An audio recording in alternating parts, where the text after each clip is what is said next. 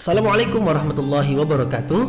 Mari klik subscribe di channel ini dan aktifkan tanda loncengnya untuk mendapatkan update pemberitahuan di video berikutnya.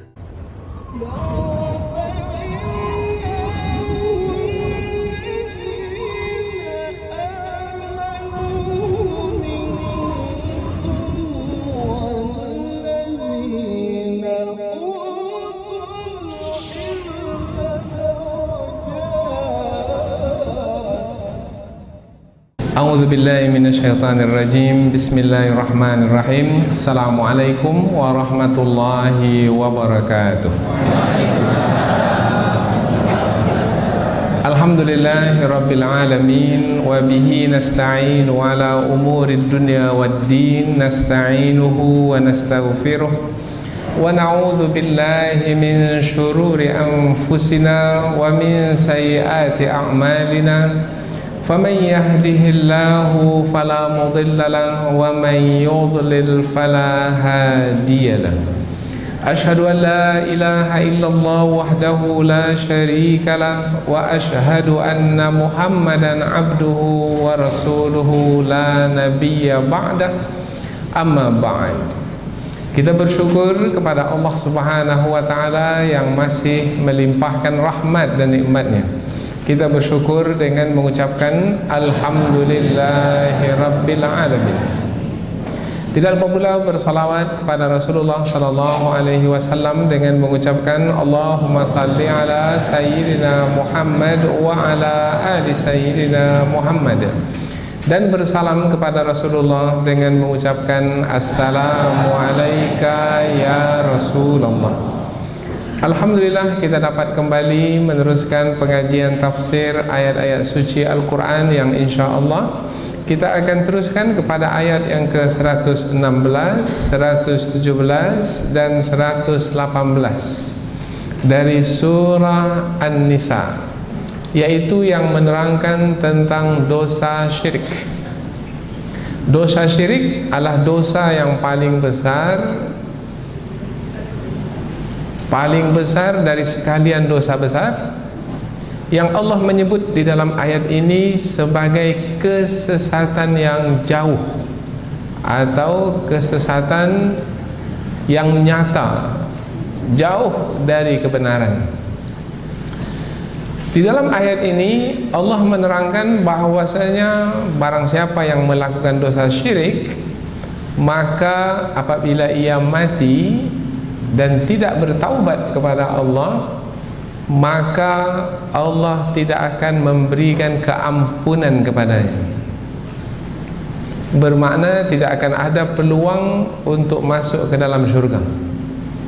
Barang siapa yang melakukan dosa syirik kemudian dia mati tanpa bertaubat kepada Allah, maka berarti tempatnya adalah di dalam neraka jahanam untuk selama-lamanya.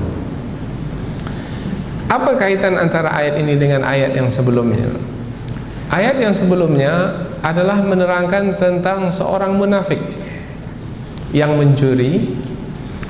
Kemudian Rasulullah mengetahui bahwasanya dia adalah sebagai pencuri, meskipun dia mengelak diri dengan menuduh orang lain yang mencuri. Tetapi Rasulullah mengetahui melalui Allah Subhanahu wa taala bahwasanya dialah yang mencuri, yaitu telah kita sebut sebelum ini, yaitu yang bernama Bushair.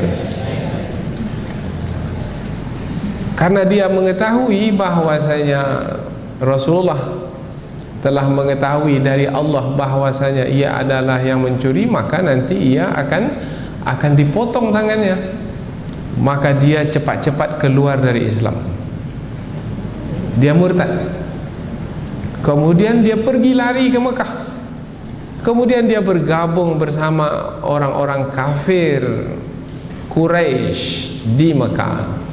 Nah, apabila dia bergabung dengan kafir Quraisy di Mekah, bermakna dia telah bersama dengan orang-orang kafir Quraisy menyekutukan Allah. Karena orang-orang kafir Quraisy adalah melakukan perbuatan syirik. Perbuatan syirik mereka adalah menyembah berhala.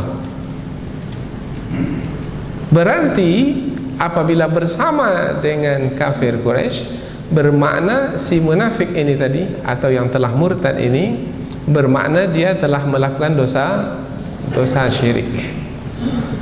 Dia telah murtad, kemudian dia bersama dengan kafir Quraisy yang melakukan dosa syirik, bermakna dia melakukan perbuatan yang sangat tercela sekali, yaitu perbuatan syirik. Namun di dalam ayat ini Allah tidak ingin menjelaskan tentang si munafik itu yang telah murtad itu dengan lebih terperinci, tidak. Tetapi Allah ingin memberitahukan kepada umat Islam, orang-orang beriman, bahwasanya jangan sekali-kali melakukan dosa syirik. Cuma tadi kita menyebut apa kaitan antara ayat ini dengan ayat sebelumnya. Ayat sebelumnya adalah menerangkan tentang seorang munafik yang telah murtad, yang telah melakukan dosa syirik. Jangan sampai seperti orang tersebut yang melakukan dosa syirik, sebab dosa syirik adalah dosa yang tidak diampuni oleh Allah Subhanahu wa taala. Jadi kaitan antara ayat ini dengan ayat yang sebelumnya adalah menerangkan tentang dosa yang besar yang telah dilakukan oleh Bushair, seorang munafik yang telah murtad. Maka jangan pula kamu wahai orang-orang beriman, umat Islam, melakukan dosa syirik tersebut. Pada hari ini mungkin ramai disebabkan karena kebodohan telah melakukan dosa syirik, yaitu menyembah selain Allah Subhanahu wa taala, atau mempercayai di sana ada kuasa selain Allah Subhanahu wa taala. Akhirnya dia percaya kepada dukun-dukun, eyang-eyang,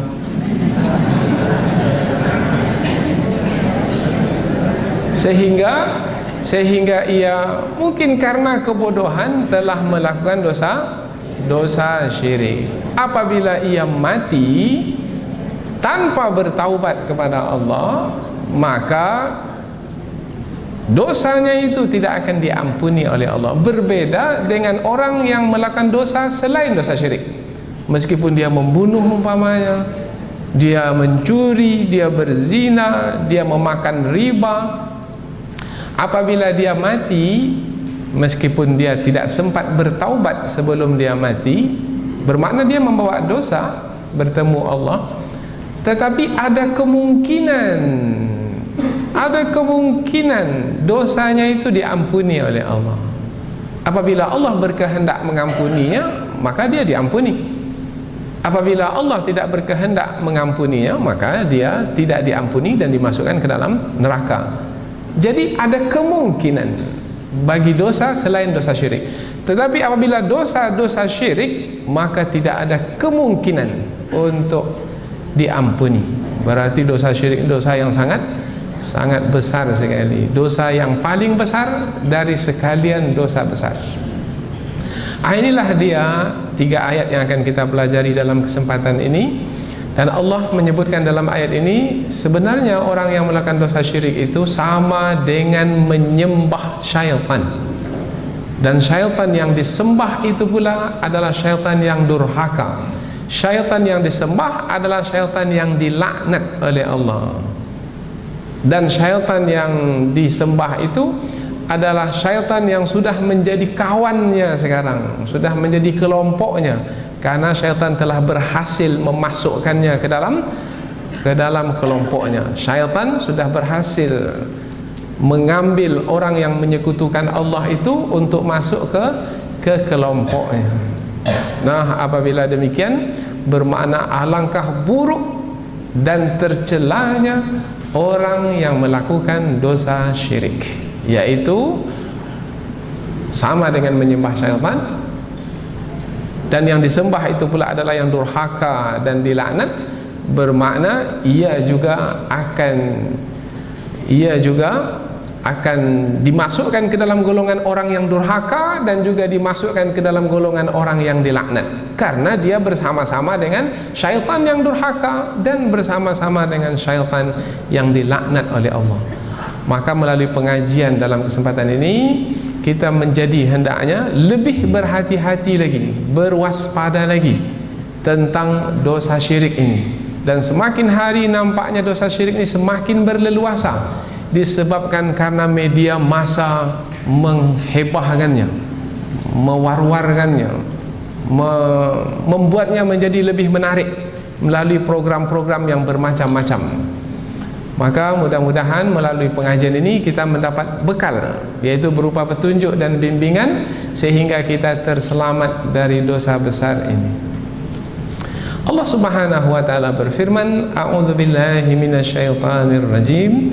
Bismillahirrahmanirrahim. Innallaha la yaghfiru an yushraka bihi wa yaghfiru ma duna dzalika liman yasha. Wa man yushrik billah faqad dhalla dhalalan ba'ida. In yad'una min dunihi illa inatha wa in yad'una illa syaitanan marida.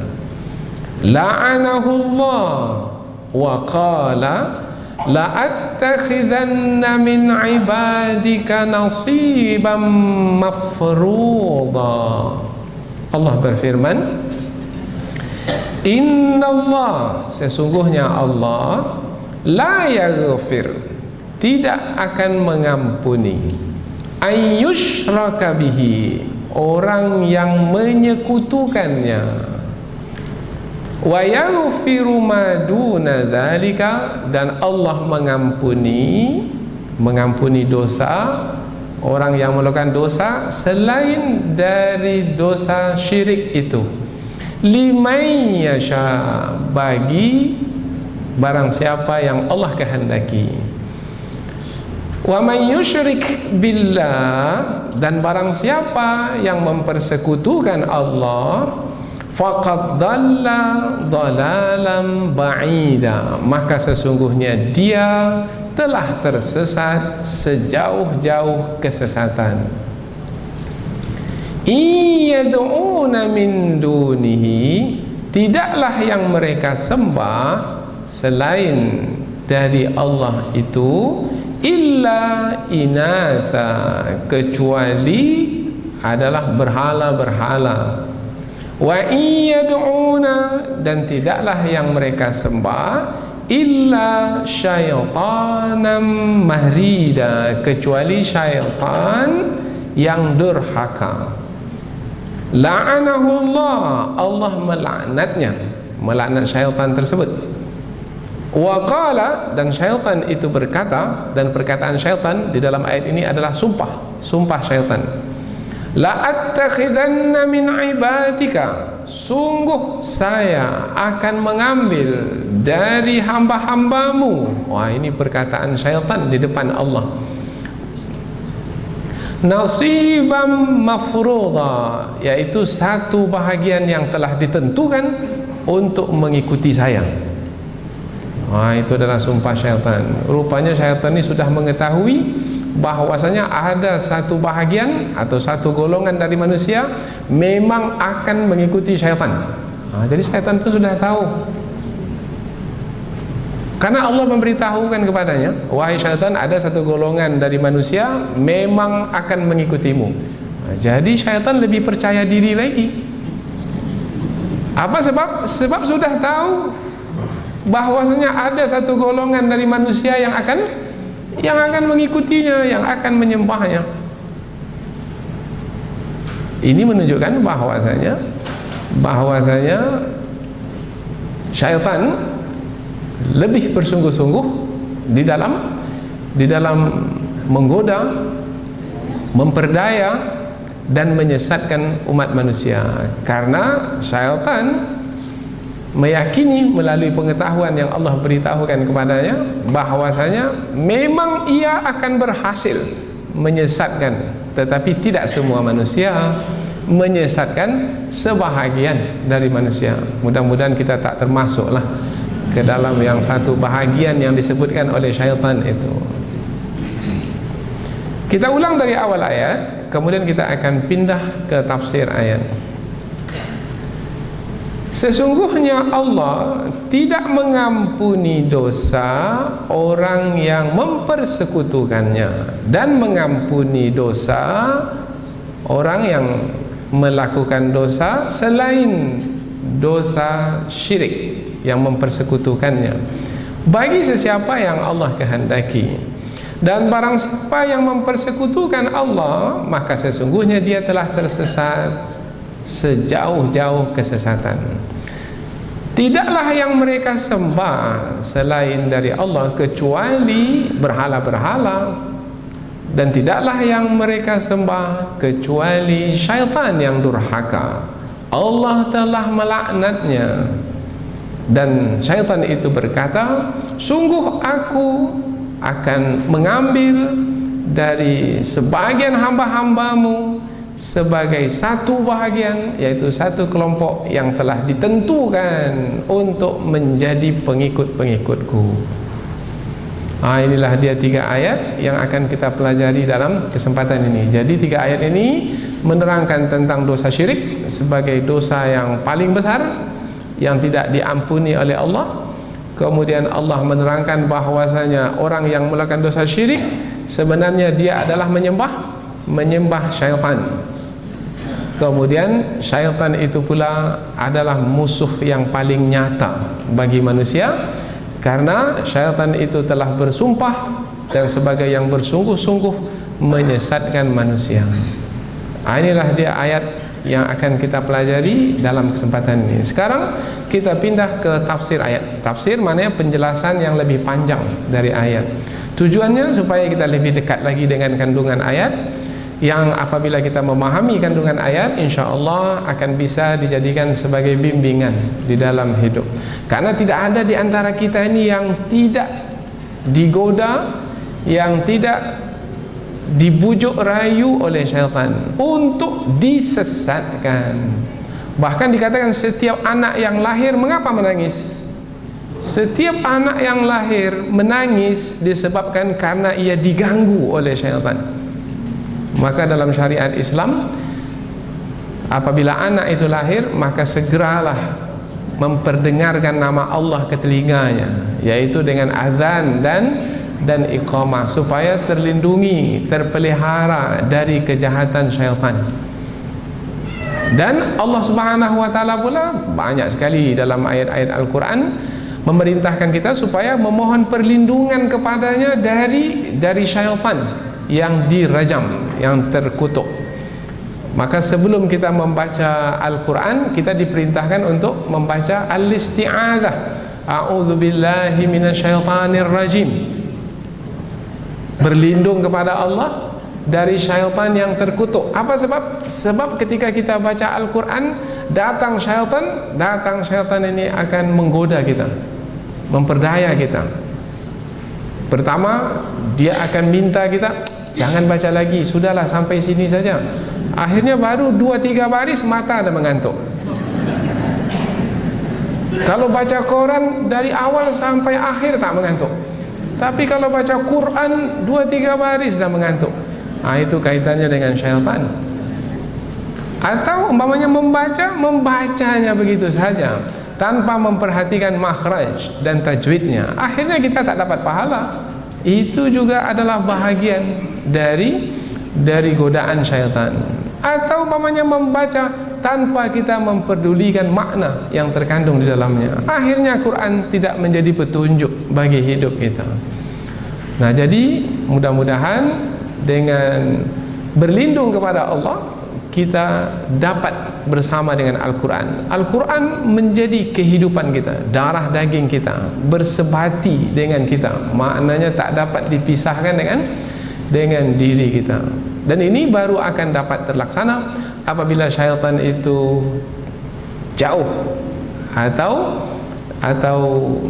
terlepas dari kita ketika kita membaca Al-Quran.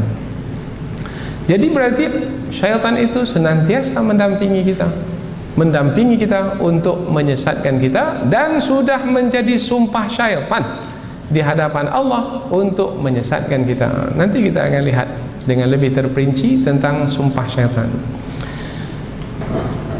Di permulaan ayat, kita masuk ke tafsir, yaitu penjelasan yang lebih panjang dari ayat. Di permulaan ayat, Allah memberitahukan kepada kita tentang dosa yang tidak diampuni. Inna Allah, sesungguhnya Allah. Nah, ini pemberitahuan dari Allah melalui ayat Al-Quran yang diturunkan kepada Rasulullah, kepada kita semua, bahwasanya dosa syirik adalah dosa yang tidak diampuni. Sesungguhnya Allah tidak mengampuni ayyushraka bihi, orang yang mempersekutukannya dengan yang lain. Kita sudah terangkan sebelum ini makna mempersekutukan Allah, yaitu menyembah selain Allah Subhanahu wa taala. Menyembah Allah juga, menyembah selain Allah juga, itu pun juga mempersekutukan Allah. Atau percaya bahwasanya di sana ada yang lain yang berkuasa seperti Allah Subhanahu wa taala. Umpamanya dalam memberikan rezeki, dalam menyembuhkan penyakit, dalam memberikan kemenangan, dalam memberikan keselamatan dan lain sebagainya.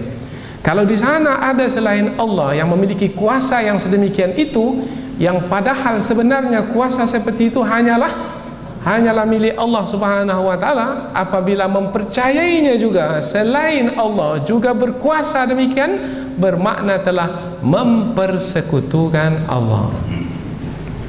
Umpamanya bahwasanya berhala itu punya kuasa, mempersekutukan Allah. Matahari itu punya kuasa seperti yang dipercayai oleh orang Jepang, maka itu adalah mempersekutukan Allah. Mempercayai bahwasanya di lembu itu ada kekuasaan, ada kuasa seperti di India, itu adalah mempersekutukan Allah. Di cincin ada kuasa, mempersekutukan Allah. Bahwasanya jin juga punya kuasa, mempersekutukan Allah. Dukun-dukun, bomoh-bomoh punya kuasa, mempersekutukan Allah. Jampi-jampi, tangkal-tangkal, apabila diyakini sebagai yang memiliki kuasa, maka telah mempersekutukan Allah. Ada lagi, mau cantik mukanya, maka dia masukkan susuk. Kemudian laris barangnya, kemudian tak apa pula yang dia lekatkan di kedainya, di tokonya. Dia percaya bahwasanya selain Allah juga punya kuasa, maka bermakna dia telah mempersekutukan Allah. Itu namanya syirik. Perbuatan syirik adalah dosa besar yang tidak diampuni oleh Allah apabila pelaku perbuatan syirik tersebut tidak bertaubat sebelum kematian tiba. Berat ya? Berat. Sakit tak sembuh-sembuh, dia pergi ke dokter, tak sembuh. Makan obat tak sembuh, dia pergi ke dukun. Tolonglah Pak Dukun, sembuhkan penyakit saya ini. Pak Dukun kata, belilah kambing saya. Pak Dukun tak pula menyebut diri dia dukun, menyebut diri dia ustaz pula. Maka dibelilah kambingnya 3 juta, 4 juta. Dipindahkanlah penyakit orang itu ke kambing. Apa salah kambing? Sehingga menerima penyakit dari manusia pula. Ada lagi seorang anak kecil, dia bermain-main ketika hujan, dapat dia batu, kemudian dibawanya pulang, kemudian dimasukkannya ke dalam gelas, dikasih air, dipercikkan air tersebut. Akhirnya orang yang sakit sembuh. Dah ramai-ramai pula pergi ke anak tersebut. Ini adalah syirik. Hilang barangnya, kemudian dia pergi ke dukun, tolong Pak Dukun, di mana barang saya ini sekarang? Pak Dukun pula ambil Quran, diputarnya Al-Quran di atas jarinya. Kemudian Quran itu pun berhenti. Dia katakan, barang bapak yang hilang masih belum terjual lagi. Ini ada di daerah Panam sana, pergilah ke sana. Dicari, rupanya betul seperti yang diberitahukan. Kemudian dia percaya kepada dukun tersebut. Oh, betullah dukun tersebut. Maka bermakna dia telah menyekutukan Allah. Man ata kahinan fasa'alahu an syai'in fasaddaqahu bima yaqul. Hadis Nabi. Barang siapa yang pergi ke dukun, ke bomoh, kemudian dia tanya sesuatu kepada dukun, dia benarkan apa yang dikatakan dukun, faqad kafara ala ma nazala ala Muhammadin sallallahu alaihi wasallam, maka berarti dia telah kafir terhadap apa yang diturunkan kepada Rasulullah sallallahu alaihi wasallam. Maka dosa syirik ini dosa yang besar.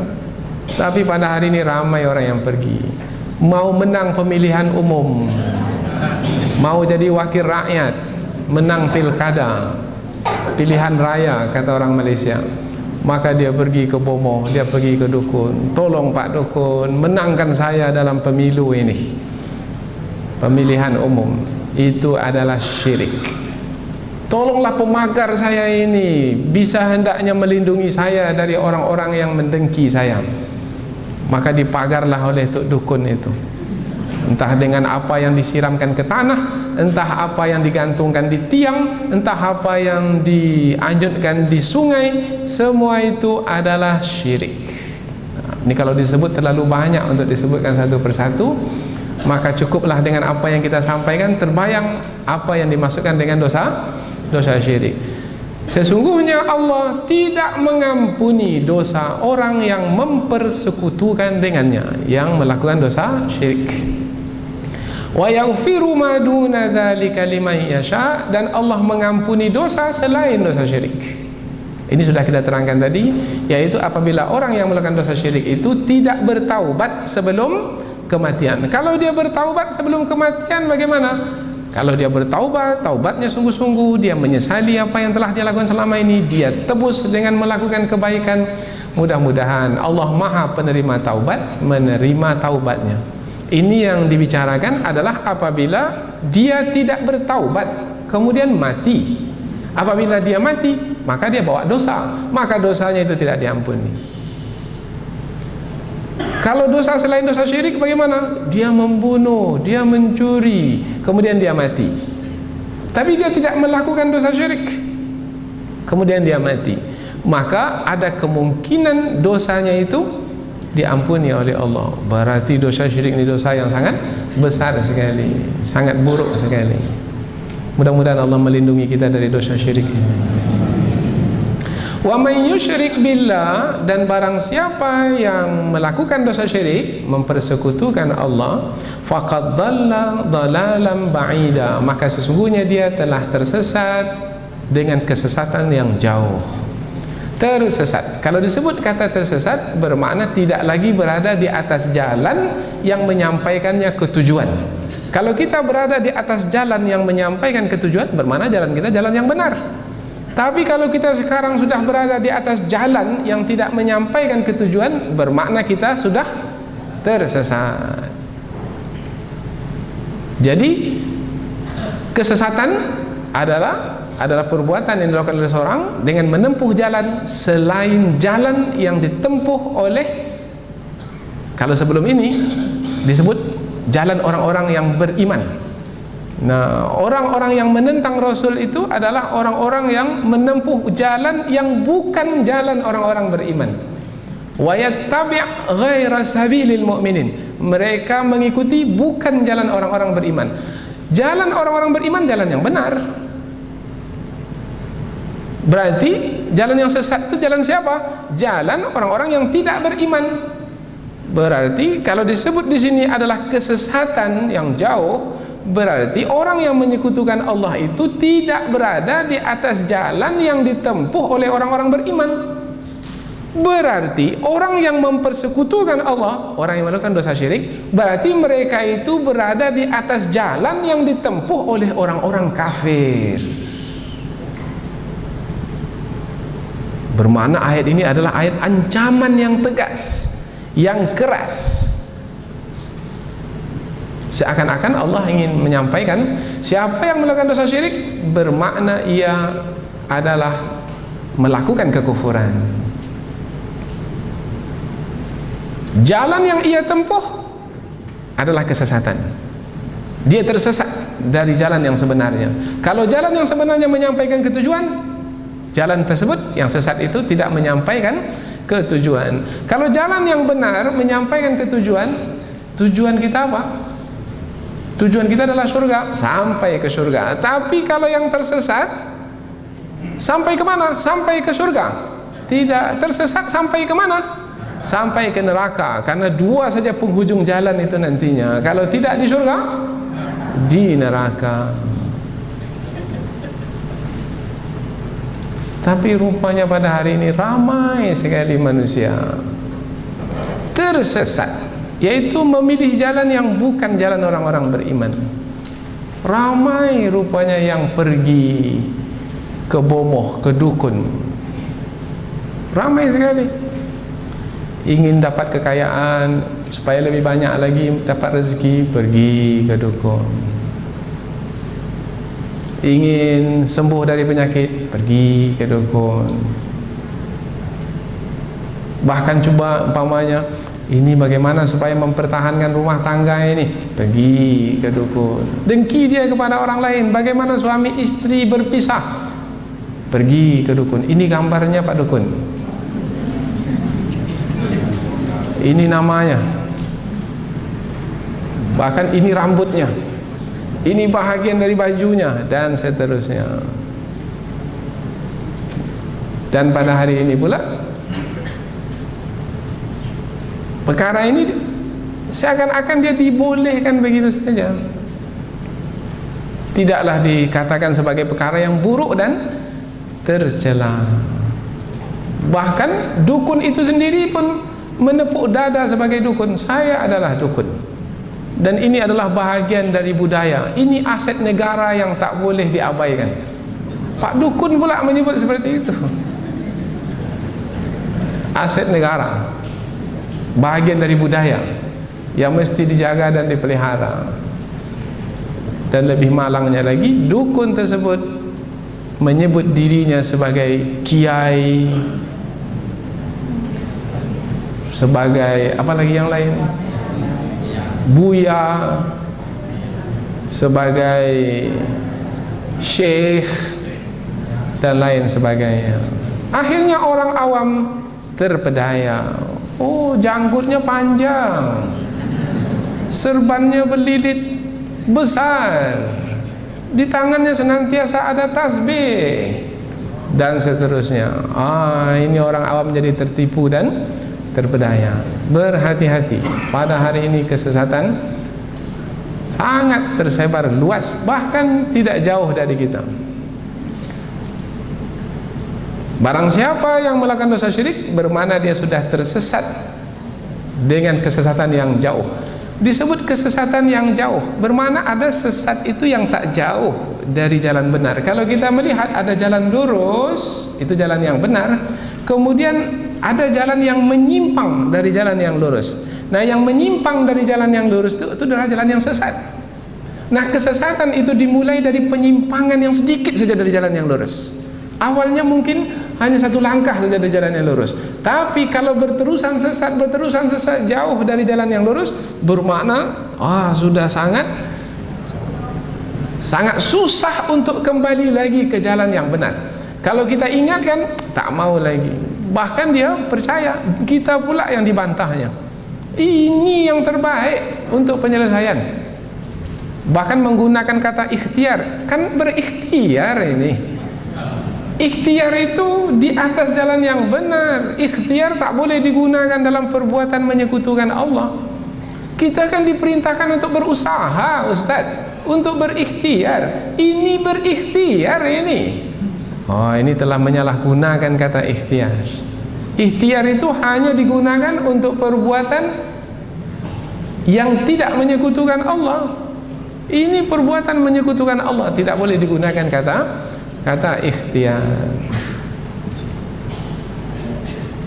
Iyad'una min dunihi illa inatha, dan tidaklah yang mereka sembah selain dari Allah itu kecuali berhala-berhala. In yang ada di pangkal ayat ini adalah in an-nafiyah, yaitu yang menidakkan. Dan tidaklah yad'una, mereka menyembah. Sebenarnya kata yad'una ini bukan menyembah. Kalau ya'buduna baru menyembah. Tapi mengapa kita terjemahkan juga menyembah? Karena memang maknanya menyembah, tetapi Asalnya yad'una itu adalah menyeru. Menyeru, memanggil. Kalau kafir Quraisy dahulu menyeru apa? Menyeru berhala. Berhala itu diberi nama kemudian diseru. Apa nama berhala Quraisy dahulu? Ada namanya Lata. Ya Lata. Ada lagi Uzza. Ya Uzza. Ada lagi Manata. Ya Manata. Ada lagi yang di atas bukit Sofa itu Naila. Ya Naila. Dipanggilnya, menyeru. Mengapa mereka menyeru? Sebab mereka punya hajat. Apa hajat mereka? Sakit, mereka minta disembuhkan. Ya Lata, sembuhkan kami. Padahal Lata itu mendengar, tidak melihat, tidak memahami pun tidak. Yang tidak bisa memberikan manfaat, yang tidak bisa menolak mudarat, itu yang disembah. Macam mana orang seperti ini? Berakal atau tidak ini? Pandai atau bodoh-bodoh ini? Memanggil yang tak mendengar, yang tak melihat, yang tidak memberi manfaat dan tidak mampu menolak mudarat. Tapi itu yang dipanggil. Jadi mengapa kita sebut kata menyembah di sini? Yad'una, supaya terasa bahwasanya mereka itu adalah melakukan ibadat. Padahal sebenarnya makna yad'una itu adalah menyeru. Mengapa mereka menyeru? Karena mereka meminta kepada berhala, bermakna meminta kepada selain Allah. Meminta kepada selain Allah itulah yang bermakna menyekutukan Allah. Mengapa kita dilarang pergi ke dukun, ke bomoh? Sebab bomoh itu meminta kepada selain Allah. Kepada siapa mereka meminta? Kepada jin, kepada syaitan, dengan jampi-jampi mereka. Jelangkung jelangsat, pergi tak ku antar, pulang tak ku jemput. Datanglah jelangkung itu. Siapa jelangkung itu? Jin jelangkung itu. Maka bergeraklah.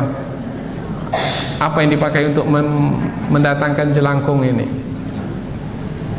Di dalam bahasa Arab disebut ini tahdirul jin, yaitu menghadirkan jin. Kemudian ditanya pula, siapa nama kamu wahai jin? Disebutnya nama orang yang sudah mati. Kononnya itu adalah roh. Enggak, ini bukan kaitan dengan roh orang mati, ini kaitan dengan jin. Jadi dia berhubungan dengan jin. Dalam Al-Quran disebutkan, innahu rijalun minal insi ya'udhuna birijalin minal jinni fazaduhum rahaqa.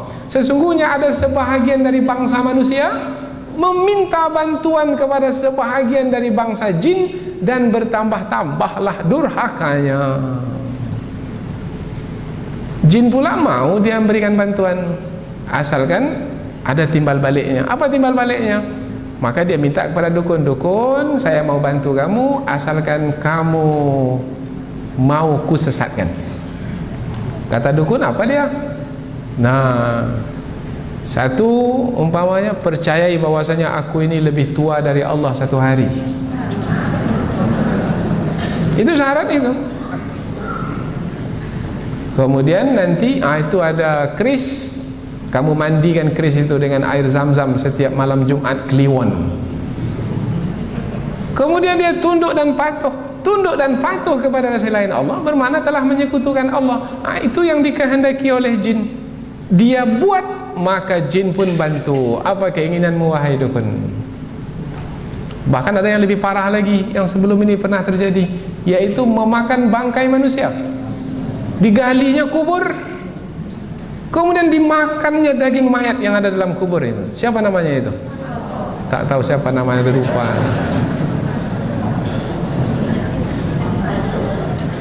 Dan itu berlaku. Karena itulah dia permintaan jin, supaya jin itu mau pula memberikan bantuan kepadanya. Jadi mengapa dilarang dari meminta bantuan kepada jin? Karena jin itu meminta bantuan kepada selain Allah. Maka Allah menyebut di sini bahwasanya tidaklah yang mereka sembah itu sebenarnya adalah syaitan. Sebelum sampai ke situ, illa inatha, kecuali berhala. Tidaklah yang mereka sembah selain dari Allah itu kecuali berhala. Tetapi di dalam ayat ini Allah tidak menggunakan kata asnama. Biasanya berhala itu asnama. Tapi mengapa di sini inatha? Inatha ini secara bahasa maknanya perempuan, bukan berhala. Tapi mengapa dalam ayat ini berhala disebut perempuan?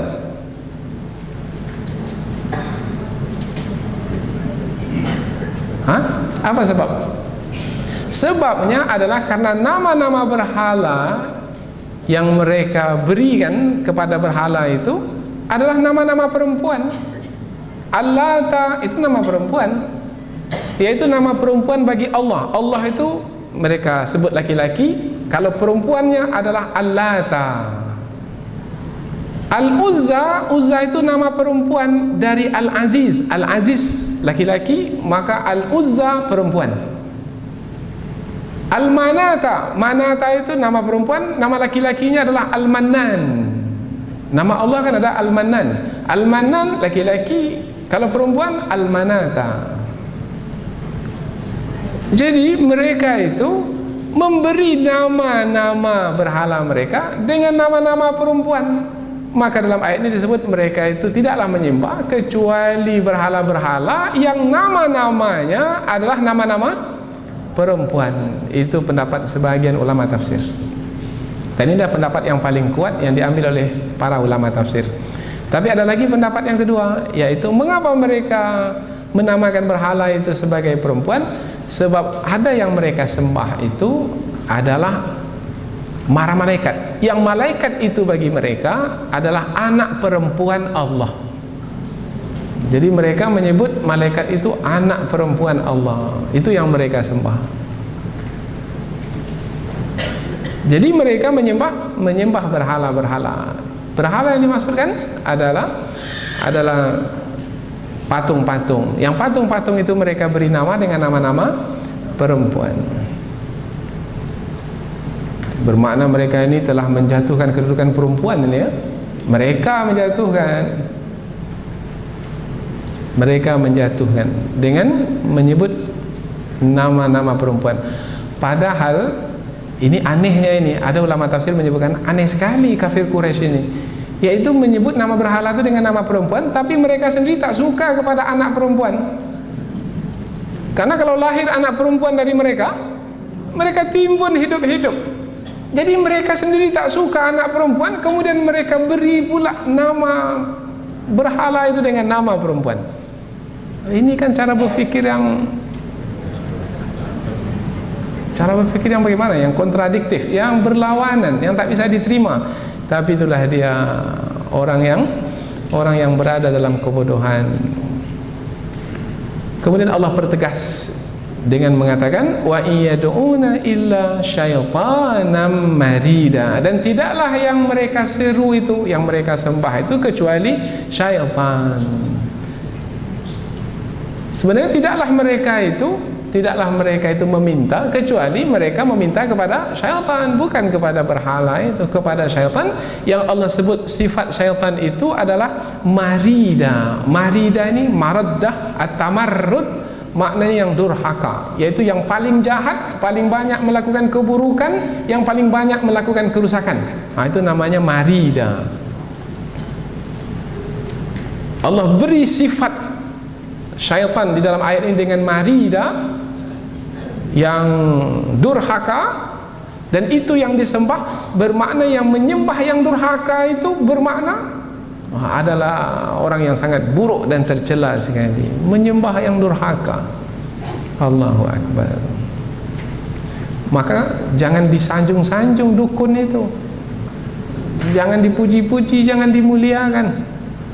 Ini bunyi kabarnya ada pula yang mencalonkan diri jadi wakil bupati ini, yang dukun ini, bercakap pun tidak.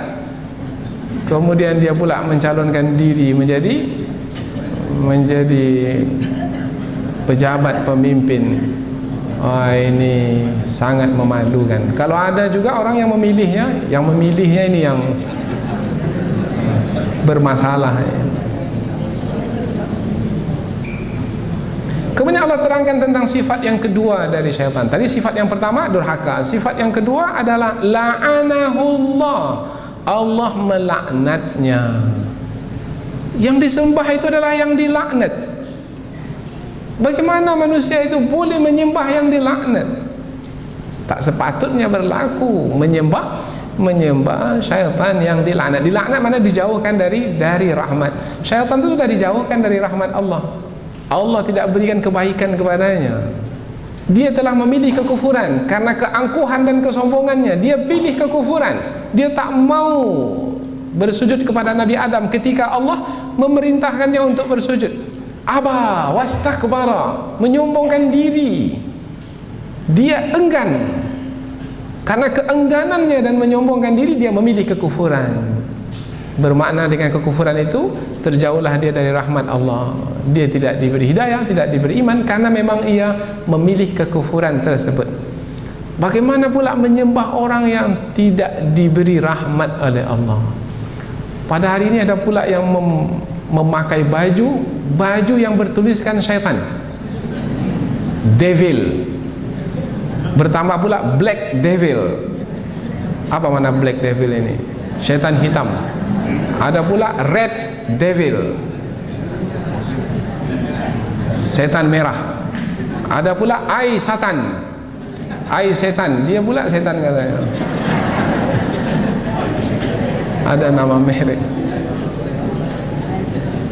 Dan ada penyanyi-penyanyi, grup-grup, mungkin penyanyi tahap nyanyiannya itu memang tradisi dia menyanyi itu adalah mempersembahkan nyanyian itu kepada syaitan.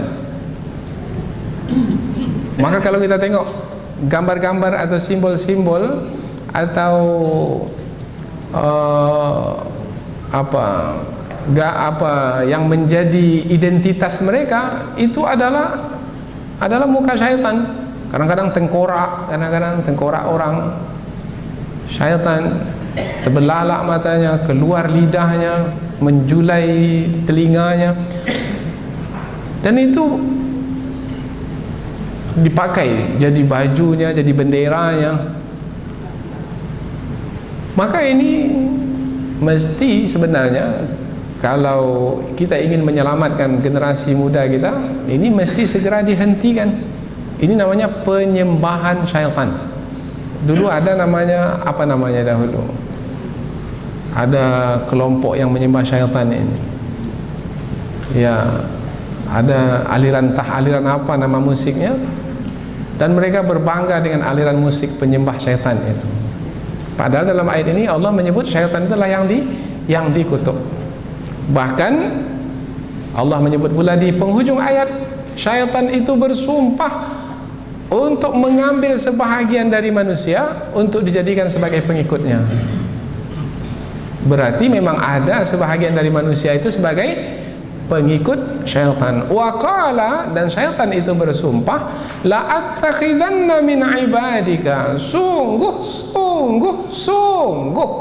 3 kali penekanan. Saya kata syaitan akan mengambil dari hamba-hambamu. Tapi tak semua, dari bermakna sebahagian dari hamba-hambamu. Sungguh yang pertama lamut taukid. Attakhizanna ini fi'il mudhari, present continuous tense, continuously, maknanya berterusan. Sekarang akan kuambil, sebentar lagi akan kuambil, dan terus selama-lamanya akan kuambil. Akan kuambil sebahagian dari manusia itu untuk menjadi orang-orang yang mengikutiku. Bermakna syaitan itu sungguh-sungguh. Jadi terlalai saja kita, terlupa saja kita, maka kita akan menjadi korban. Maka mesti senantiasa ingat. La attakhidanna, nun yang terakhir itu nun taukid, nun penekanan. Jadi berapa kali penekanan? 3. Sungguh akan aku mengambil, akan kuambil sebahagian dari hambamu. Tapi syaitan menyebut sebahagian saja. Apa sebab? Sebab syaitan memang tahu bahwasanya hanya sebahagian yang memang berhasil disesatkan. Lalu yang sebahagian lagi syaitan angkat tangan untuk menyesatkan. Siapa mereka? Syaitan sendiri menyebutnya.